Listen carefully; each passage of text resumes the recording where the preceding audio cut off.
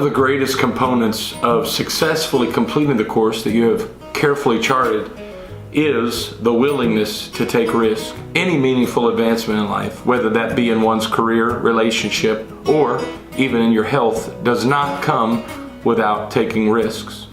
History books are not comprised of men and women that decided to play it safe and sat back waiting for opportunity to come visit them. In fact, the greatest book, the Bible, is filled with risk takers, or as we might call them, men and women of faith. David, who as an unknown shepherd boy steps out onto the battlefield to fight the giant Goliath when trained soldiers all around him were unwilling to. Prophets such as Samuel, who stood in front of powerful kings and boldly corrected them for their errant ways.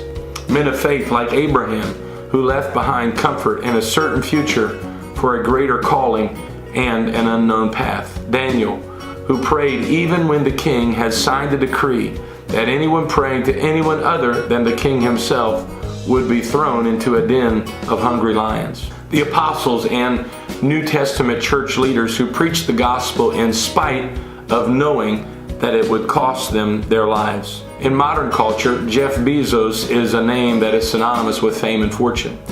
As the entrepreneur that started and owns Amazon, his current net worth is over $160 billion. Yet, this extreme wealth didn't come without risk. In the early 1990s, Bezos worked as the senior vice president of a Wall Street hedge fund company.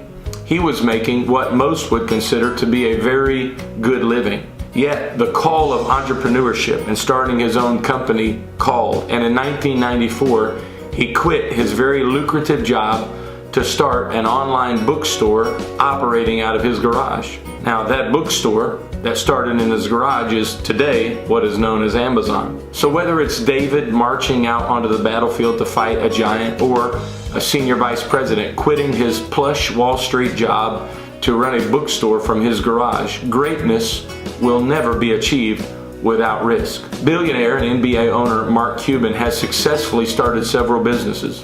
Yet, Cuban stated that he hates risk and it scares him to death. To be able to press beyond the risk, he mitigates risk by doing thorough preparation through research and market analysis. So, don't walk into work today and quit with plans of Saturday's yard sale becoming the next Walmart.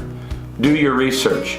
Make sure the risk that you're about to take is worth the reward. But remember that greatness has never been achieved without risk.